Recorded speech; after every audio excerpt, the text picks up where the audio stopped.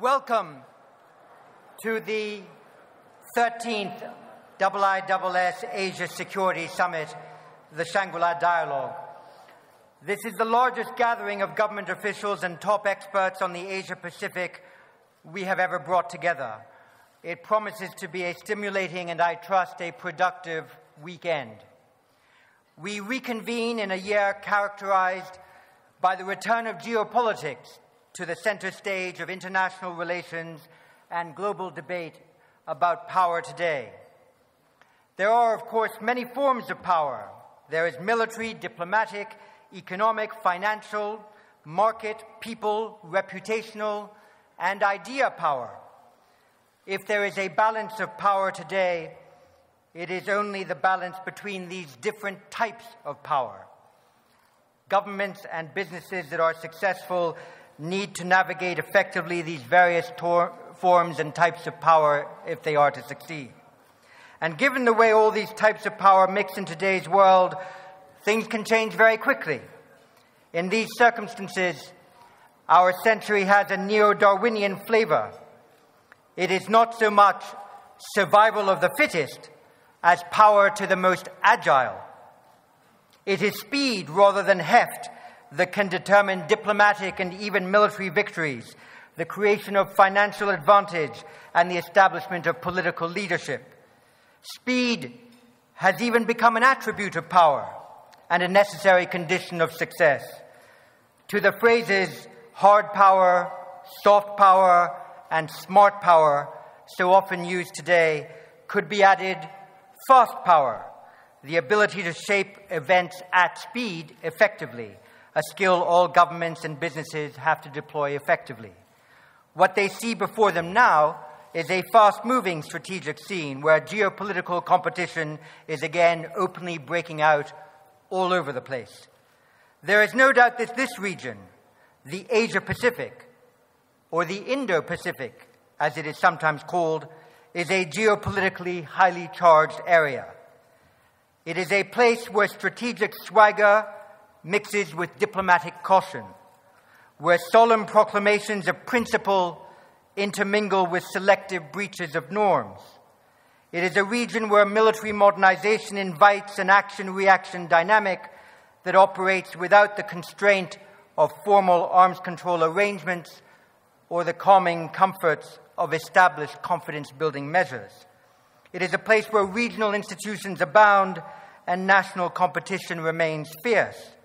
There is domestic instability, international tension and suspicion, and all the while, the highest priority put on continuing the Asian economic miracle that could bring so much prosperity to people here and indeed across the globe. It is good in these fast-moving circumstances that the Shangri-La Dialogue annually provides the opportunity to take stock, take a breath, and then take away a renewed conviction that defense diplomacy is essential to securing well-grounded peace and stability in this region.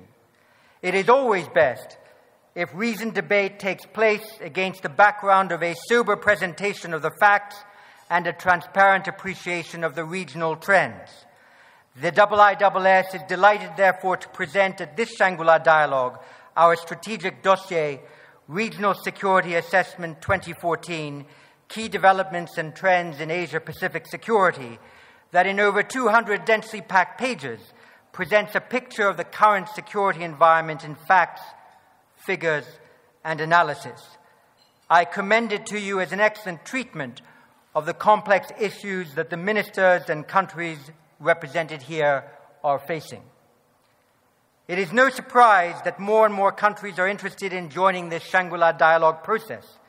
We have particularly sensed a keen interest from the states on the other side of the Pacific, including the Latin American states of the recently established Pacific Alliance.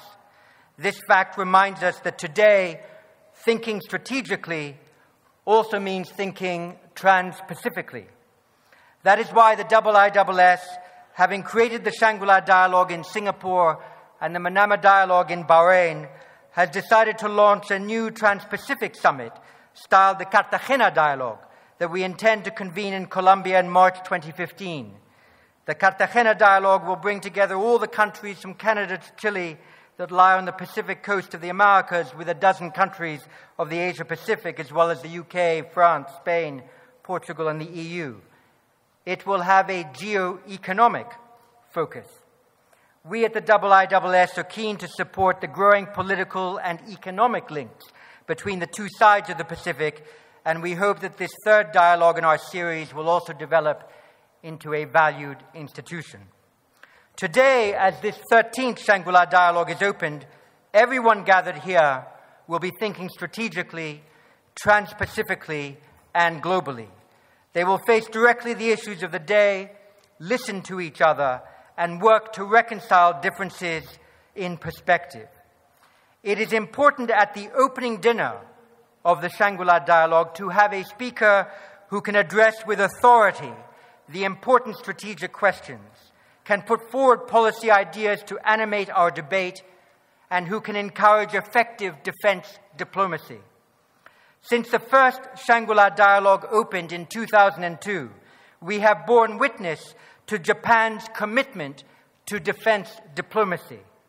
Indeed, aside from Australia and Singapore, Japan is the only country to have, from the first through to the 13th Shangri-La Dialogue, sent each year its defense minister as leader of its official delegation. Its top defense officials have always been actively involved in the specialized meetings here, as have senior representatives from the business and academic communities. It is splendid that we were able to secure the early agreement of Prime Minister Shinzo Abe of Japan to deliver the keynote opening address at this year's Shangri-La Dialogue.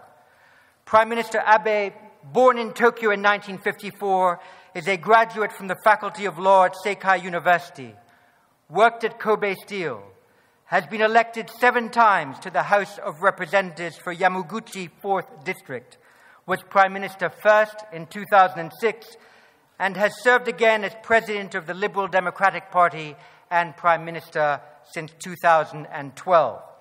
His name, in the portmanteau form of Abenomics, is attached to a particular economic policy based upon the 3 arrows of fiscal stimulus, monetary easing, and structural reform. Recently, his government approved the country's first ever national security strategy that sets out the argument for a proactive contribution to peace. Under his leadership, economic revival has provided the basis for a more extrovert Japanese foreign policy that has emphasized closer political and security relations with Southeast Asia, India, and Australia, and strengthened ties with the United States. Prime Minister Abe, you do a great honor to the Shangri-La Dialogue process by opening this 13th Shangri-La Dialogue. Your presence here represents a commitment to multilateral engagement and to public and private diplomacy. We warmly welcome you to this Asia Security Summit. Everyone here is greatly looking forward to your remarks this evening. Prime Minister, the floor and this podium are yours.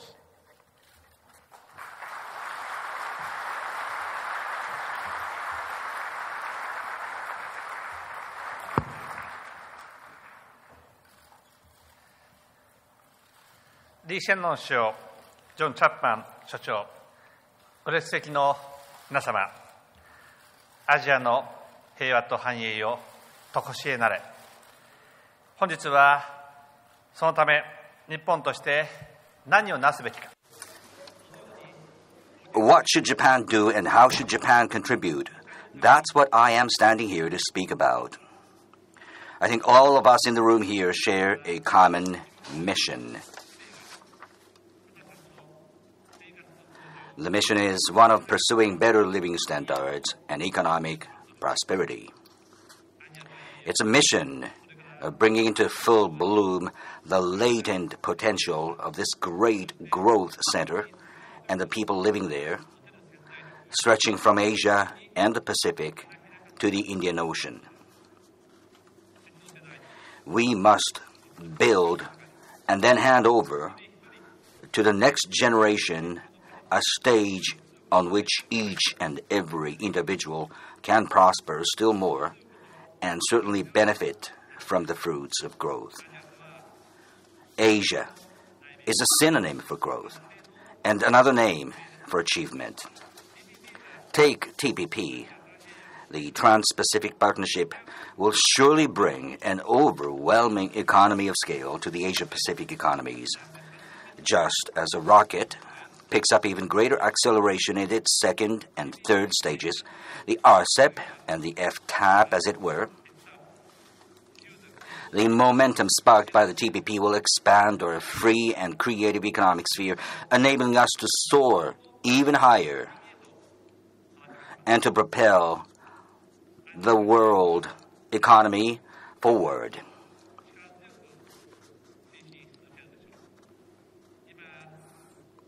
And just for Japan to seek a win-win synergy with the growing Asia-Pacific region, my economic policy is now advancing at full throttle.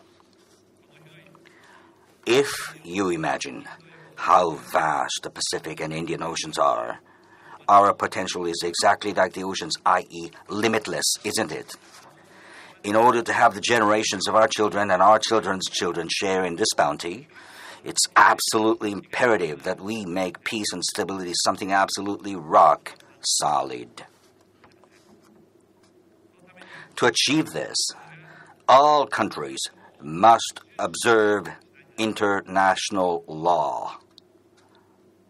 Ladies and gentlemen, Japan will offer its utmost support for the efforts of the countries of ASEAN as they work to ensure the security of the seas and the skies and thoroughly maintain freedom of navigation and freedom of overflight. Japan intends to play an even greater and more proactive role than it has until now in making peace in Asia and the world something more certain.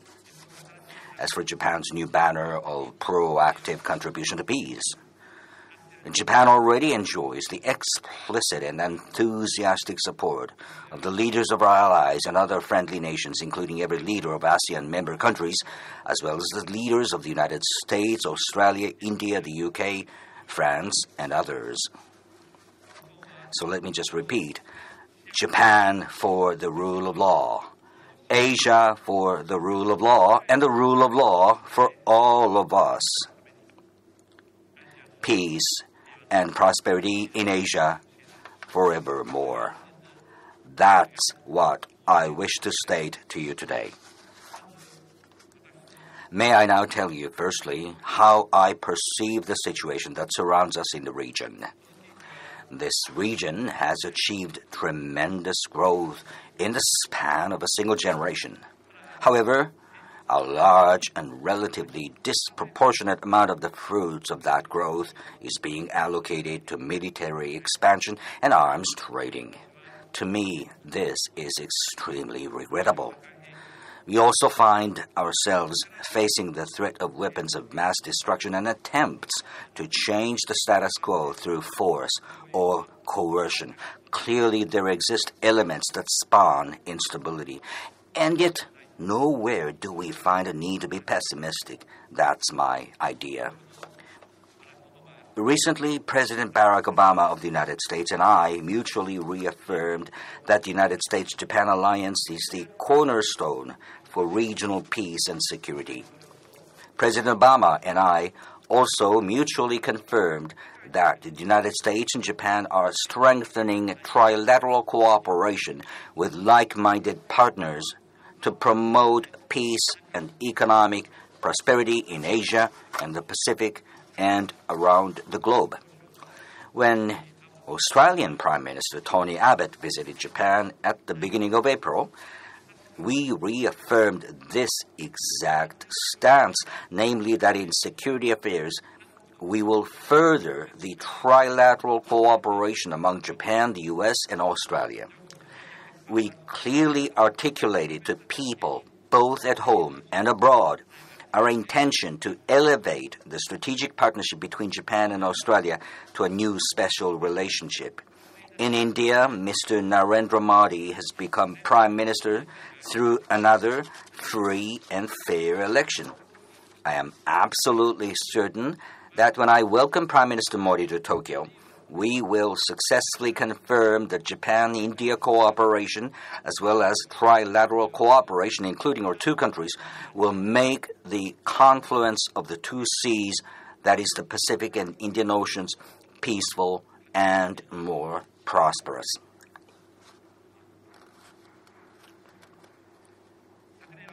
Last year, I visited all 10 ASEAN member countries, and my determination grew increasingly firm with each country I visited.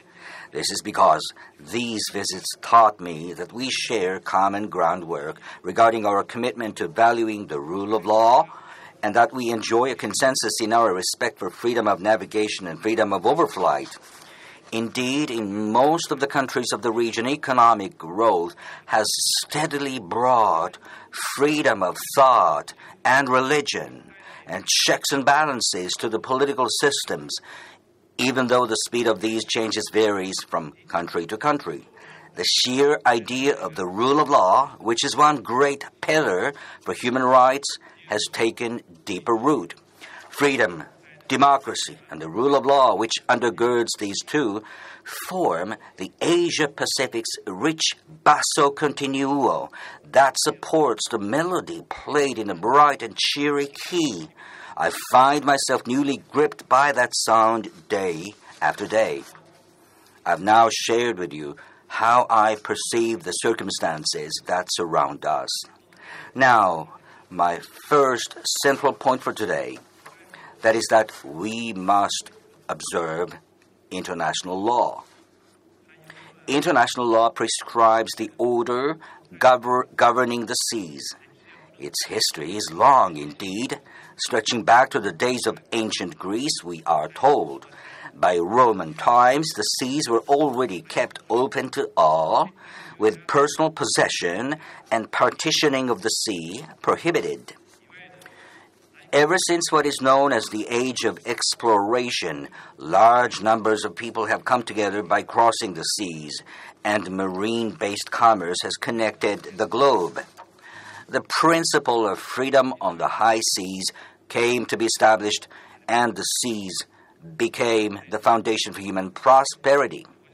As history moved on, the wisdom and the practical experiences of a great many people involved with the sea, who were at times literally caught up in rough and raging waves, accumulated into common rules. This is what we now know as the international law of the seas. This law was not created by any particular country or countries, nor was it the product of some sort of group. Instead, it is the product of our own wisdom, cultivated over a great many years for the well-being and the prosperity of all humankind. Today, the benefits for each of us lie in the seas, from the Pacific to the Indian Oceans, being made thoroughly open as a place of freedom and peace.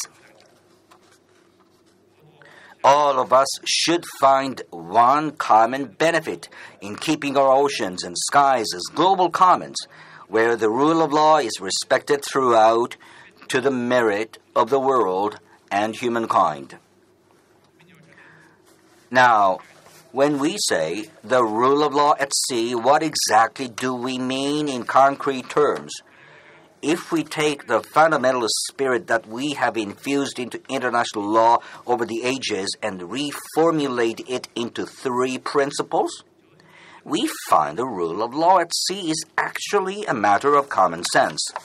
The first principle is that states shall make and clarify their claims based on international law. The second is that states shall not use force or coercion in trying to derive their claims. The third principle is that states shall seek to settle disputes by peaceful means.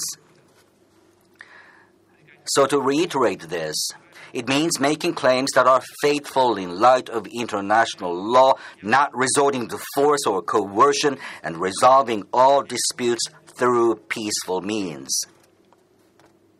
So that's all about common sense, pure and simple. And yet these very natural things must be emphasized. I urge all of us who live in Asia and the Pacific to each individually uphold these three principles exhaustively. Take a look at Indonesia and the Philippines. They have peacefully reached agreement of late on the delimitation of their overlapping EEZs. I welcome this as an excellent case in point that truly embodies the rule of law. Ladies and gentlemen, my government strongly supports the efforts by the Philippines calling for a resolution to the dispute in the South China Sea that is truly consistent with these three principles. We likewise support Vietnam in its efforts to resolve issues through dialogue.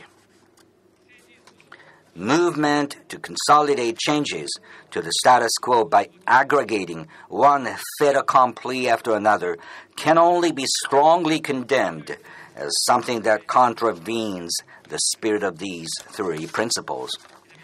Would you not agree that now is the time to make a firm pledge to return to the spirit and the provisions of the 2002 Declaration on the Conduct of Parties in the South China Sea that all concerned countries in the sea agreed to, and not to undertake unilateral actions associated with a permanent physical change? The time to devote our wisdom to restoring peaceful seas is now. What the world eagerly awaits is for our seas and our skies to be places governed by rules, laws, and established dispute resolution procedures. The least desirable state of affairs is having to fear that coercion and threats will take the place of rules and laws, and that unexpected situations will arise at arbitrary times and places.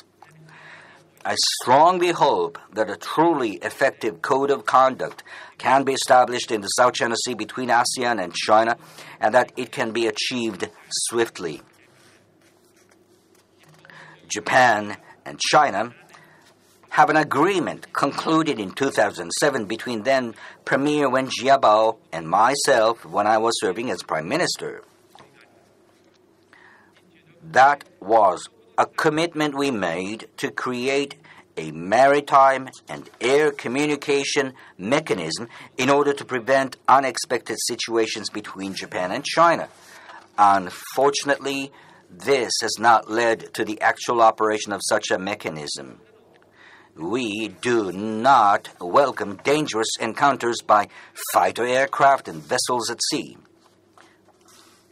What we must exchange are words. Should we not meet at the table, first exchanging smiles as we sit down to have discussions? It is my firm belief that commencing the operation of this agreement between our two countries will lead to peace and stability of the region as a whole. Be that as it may, in my view, the time has come to place emphasis on the East Asia Summit. The ARF is a meeting held at the foreign minister level, while the ADMM+ is, as the name describes, a meeting at the defense minister level. There is no stage that outshines the East Asia Summit as a venue for heads of state and government to come together and discuss the order that is desirable. Keeping military expansion in check and making military budgets transparent, as well as enlarging the number of countries that conclude the Arms Trade Treaty and improving mutual understanding between authorities in charge of national defense, there is no lack of issues those of us national leaders ought to take up, applying peer pressure on each other. I urge the further enhancement of the East Asia Summit as the premier forum taking up regional politics and security. Next year marks the 10th anniversary of the launch of the EAS. I propose that we first create a permanent committee comprised of permanent representatives to ASEAN from the member countries and then prepare a roadmap to bring renewed vitality to the summit itself, while also making the summit along with the ARF and the ADMM Plus function in a multi-layered fashion. The first thing we should discuss is the principle of disclosure. We have all heard the saying that sunshine is the best disinfectant. From now, Asia will continue to play the leading role in pulling the prosperity of the world forward. Military expansion is not merely ill-matched, but also inherently unworthy of such a place as this. The fruits of prosperity should instead be reinvested into even greater prosperity and improving people's lives.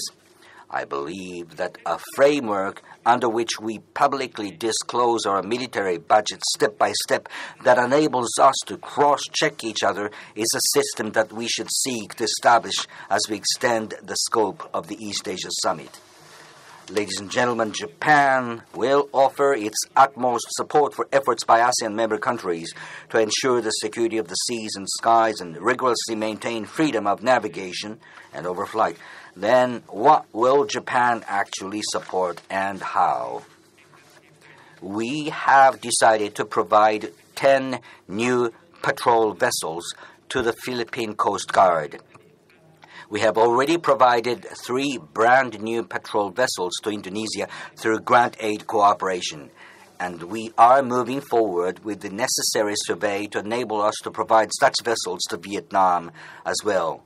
No less important, when hard assets are sent out from Japan, experts also follow, together with instruction in the relevant technical skills. By doing so, the bonds between the people on the Japan side and the recipient side invariably become stronger. We also convey to the partners our sense of pride in committing ourselves to our duties. By cultivating a high degree of morale and proficiency and sharing our stringent training, buds of lasting friendship emerge. Even if we look only at the 3 countries of the Philippines, Indonesia, and Malaysia, the number of people easily surpasses 250 who have learned from Japan about how Coast Guard operations should be conducted. In 2012, when we invited to Japan higher-ranking officials within the agencies enforcing maritime law in each of the 5 major ASEAN countries, all throughout the month-long training period, 3 members of the Japan Coast Guard were assigned to each person receiving training, with all of them living, eating, and sleeping together under the same roof. I understand that one participant from Malaysia said that in Japan, the technical aspects, of course, but also the high level of morale of each individual is superb. What I wish to take back home with me is this spirit. I feel that this trainee really understood what we were actually trying to convey. Here in Singapore, representatives of the RECAP member nations are on high alert 24 hours a day, spotting piracy. Heading the RECAP Information Center at present is a Japanese. Recently, Japan has formulated new principles governing the cases in which defense equipment and technology can be transferred to other countries.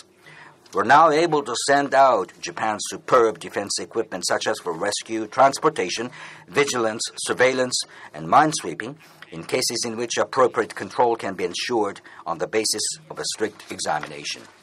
Japan and the recipient country are first to forge a written agreement and to make the whole process forward.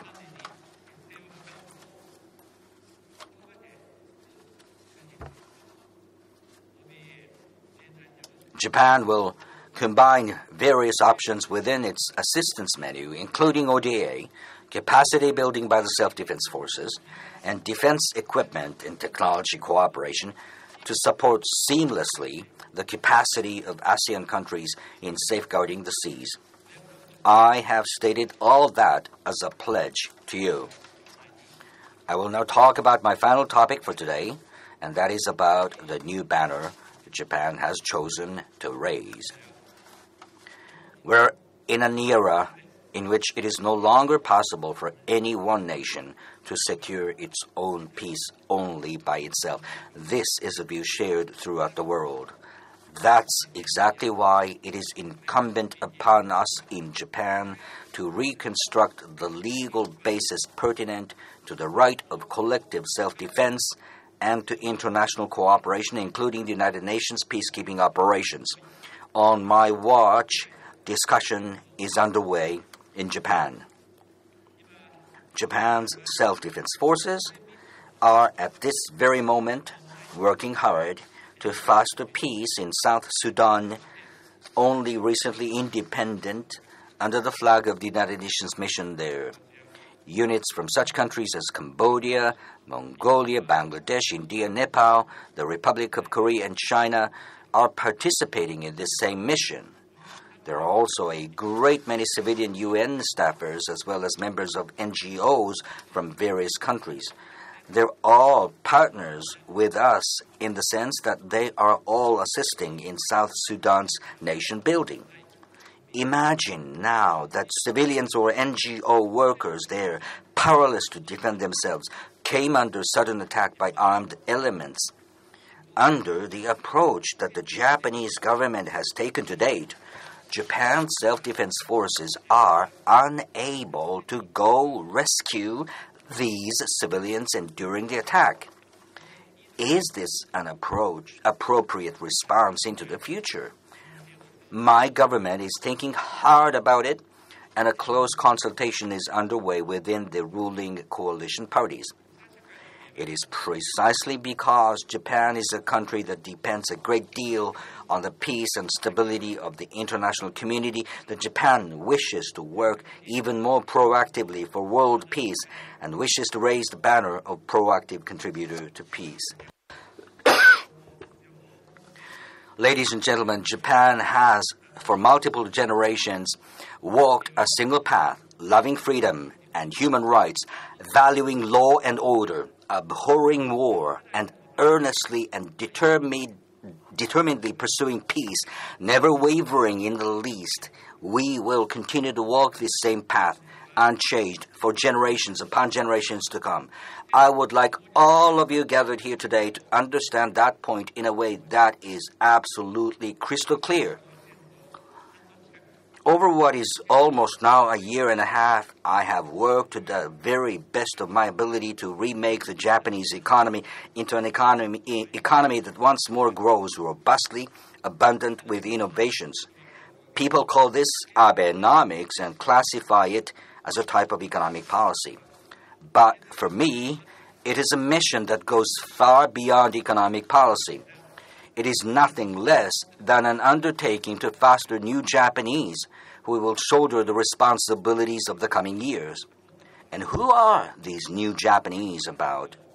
They are Japanese who have lost none of the good qualities of the Japanese of days gone by, Japanese who loathe poverty and believe that universal values are found in the joy of hard work have, since the days when Asia was still said to be synonymous with being impoverished, have continued to contribute untiringly to the construction of Asia's economies in the belief that there is no reason why other Asian countries would be unable to accomplish what the Japanese themselves achieved. The new Japanese are not different in the least from their fathers and grandfathers in the sense of rejoicing at each and every one of these selfless and unselfish contributions. If anything has changed, it is that women will be both the target recipients of and the people responsible for Japan's support and cooperation with increasing frequency. Bear in mind that all three of the Japanese who helped create the Civil Code and the Code of Civil Procedure in Cambodia were young female judges and public prosecutors. It was in August 2011 that President Benigno Aquino III of the Philippines and Chairman Murad Ibrahim of the Moro Islamic Liberation Front held their top-level meeting in Narita, Japan. It was March of this year that a comprehensive peace agreement was finally reached between the two sides. 2 years from now, the Bangsamoro local government will finally let out its first cry as a newborn. Now, to help support the locals, in what areas is the Japanese assistance team concentrating their investment? One area is having women gain enough ability to make a living. In Mindanao, Japan built a vocational training center for women. What now echoes through Mindanao, where the sounds of gunshots and angry cries have disappeared, is the light whir of sewing machines women are operating. Given the fact that at the end of the day, the growth engine continues to be human beings and are likely to be women placed in an unfair and disadvantaged position, as has been the case until now, the new Japanese are people who spare no effort to improve the abilities of these people. The new Japanese are Japanese who are delighted at the prosperity of Asia and the Pacific as their own personal source of joy, and who discover values and a reason for living in making Japan a place of hopes and dreams for aspiring young people in the region. They are Japanese that could go beyond their national borders and have a broad-minded sense of self-identity. From China to Japan, dozens of high school students come each year. They spread out all over the Japanese archipelago, spanning the nation north to south, and share their daily lives and their studies with Japanese high school students for a full year. Without exception, these young men and women from China are moved by the friendships they have made with their Japanese schoolmates and go back to their home country, shedding tears at the affection they have received from their host families. They head back, calling Japan their second home. I want the new Japanese to place even greater importance on that spirit of welcoming non-Japanese with such deep affection. These new Japanese are Japanese who are determined ultimately to take on the peace, order, and stability of this region as their own responsibility. They are people who possess the drive to shoulder the responsibilities of peace and order in the Asia-Pacific region, working together with our regional partners with whom we share the values of human rights and freedom. Proactive contribution to peace, the new banner for such new Japanese, is nothing other than an expression of Japan's determination to spare no effort or trouble for the sake of the peace, security, and prosperity of Asia and the Pacific at even greater levels than before. We will do this together with our regional colleagues, our partners with whom we share our ambitions and our values, taking our alliance with the United States as the foundation and respecting our partnership with ASEAN. Japan will spare no effort to make regional stability, peace, and prosperity into something rock solid. In our future, the highway to peace and prosperity rolls out wide before us.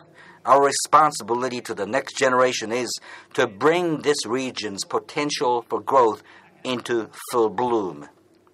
So once again, Japan for the rule of law, Asia for the rule of law, and the rule of law for all of us. Peace and prosperity in Asia forevermore. Thank you very much.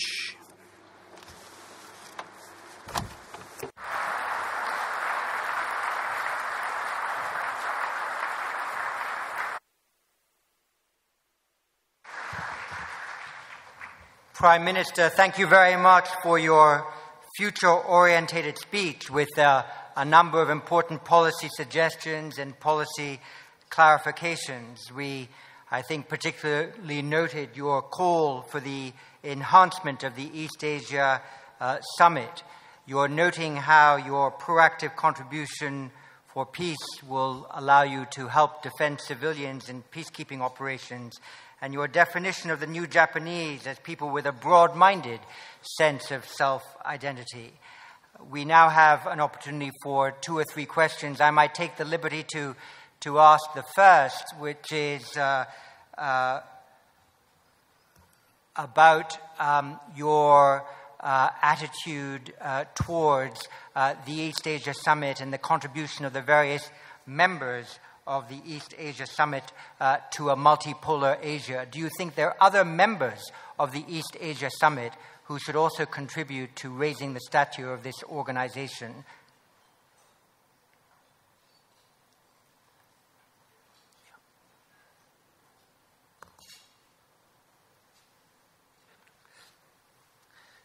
この東アジアサミット、まさにこの東アジアこそ世界の成長へ The East Asia Summit is the growth engine of the world, and it has the potential, the region has the potential for growth, has the most potential for growth. As mentioned earlier, for East Asia growth, the region has to be peaceful and it has to be stable. That is very important. So bearing this in mind, at the East Asia Summit, the respective leaders, to be frank, and to protect regional peace and stability is important. To share the challenges and to share recognition about the present status is important. And to move forward together is extremely important. In this sense, the East Asia Summit is the institution that would play an extremely important role in the region. Arun Vijay of India, who is Prime Minister Modi's special representative, the 2014 Shangri-La Dialogue, and a leading figure in the BJP and in the upper house of India. Arun Vijay. Excellency, it was wonderful to hear the name of my Prime Minister Narendra Modi in your speech and to have the words of hope. How do you look at the strategic partnership with India and its impact to make the dream of Asian century realized?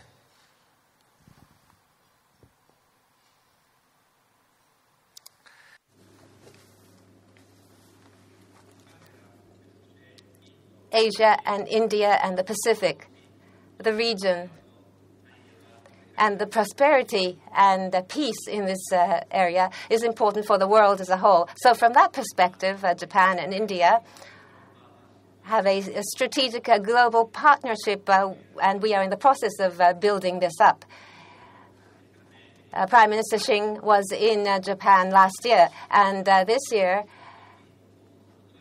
I was able to visit India in January, the Republic Day, and now you have a new Prime Minister, and going forward, I want to develop our bilateral relationship even further. Between Japan and India, there is a lot of trade exchanges, and the Navy in India and the Self-Defense Force in Japan are engaging in joint exercises, and Japan, India, and the United States joint exercises are also taking place.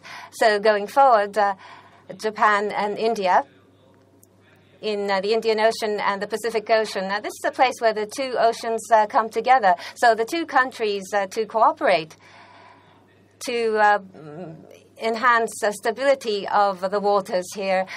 We would be able to do that even better. And I would hope that Prime Minister Modi would come to Japan as soon as possible. I wait for this day. Earlier, I spoke to Prime Minister Modi on the phone, and we agreed that we want to develop our bilateral relationship even further. And from China, Lieutenant Colonel Xu Siyu.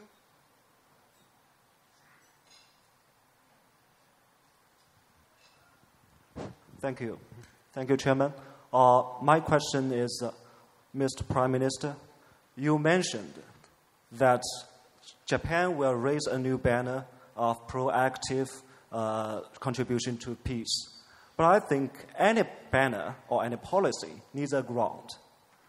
I think in the case of international security in this region, a very important part of this ground is the perspective towards the history.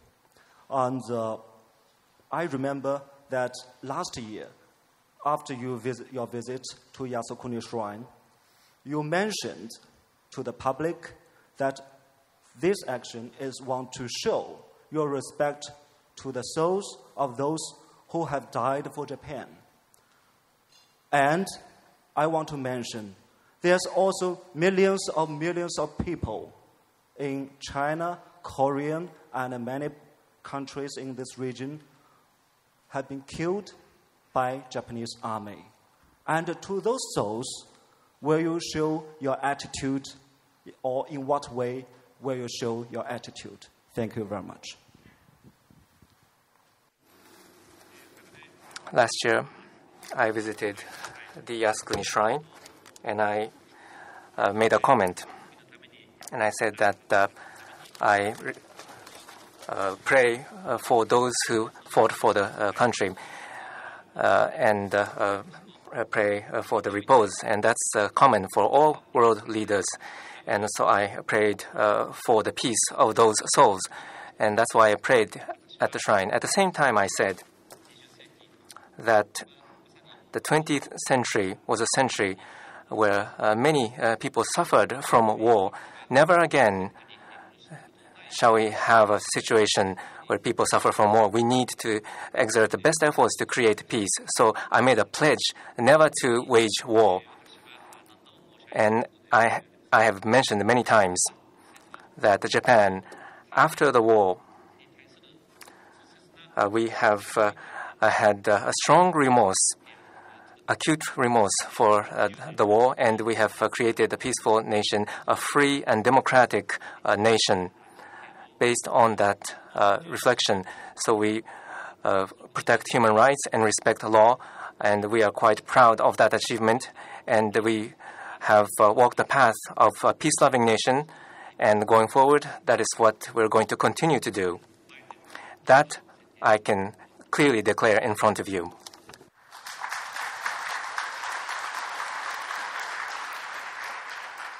From the Financial Times, I think. If you stand up, the microphone can migrate all the easier to you. Thank you very much. Prime Minister Abe, if it came to it, would Japan be prepared to go to war with China to defend the Senkaku Diaoyu Islands?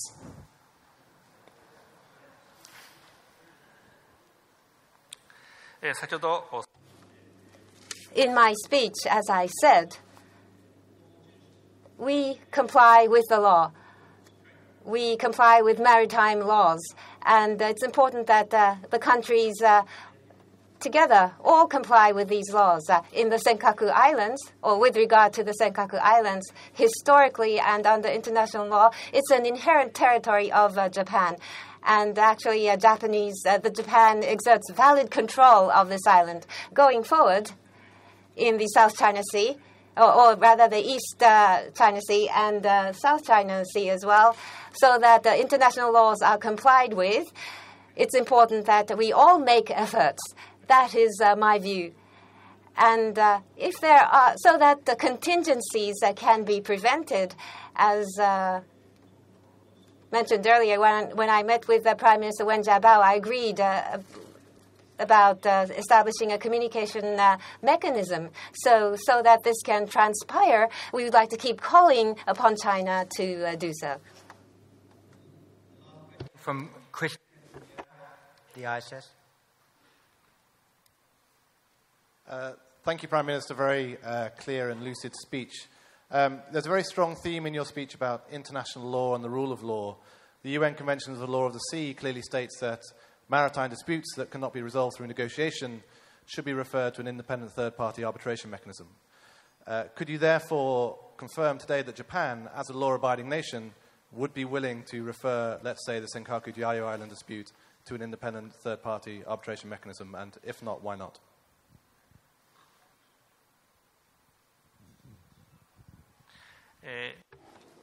Well, Japan has accepted the compulsory jurisdiction of the ICJ. This shows Japan's intent to respect laws.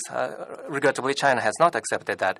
Whether to file to ICJ, that is something that China should think about, because China is the one challenging the status quo.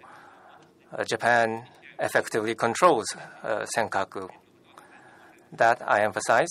So concerning the Senkaku, there is no territorial dispute. Japan effectively controls the islands. Prime Minister Abe, you honored the spirit of the Shangri-La Dialogue process not only by coming here and delivering an extraordinary speech, but also by engaging in that frank dialogue that characterizes the spirit of the Shangri-La Dialogue. Your speech was very carefully listened to you. I speak with confidence when I say that it will be reread very carefully, and we look forward to the productive and constructive debate at this Shangri-La Dialogue that your speech and your answer to questions will have inspired. Thank you very much, Prime Minister.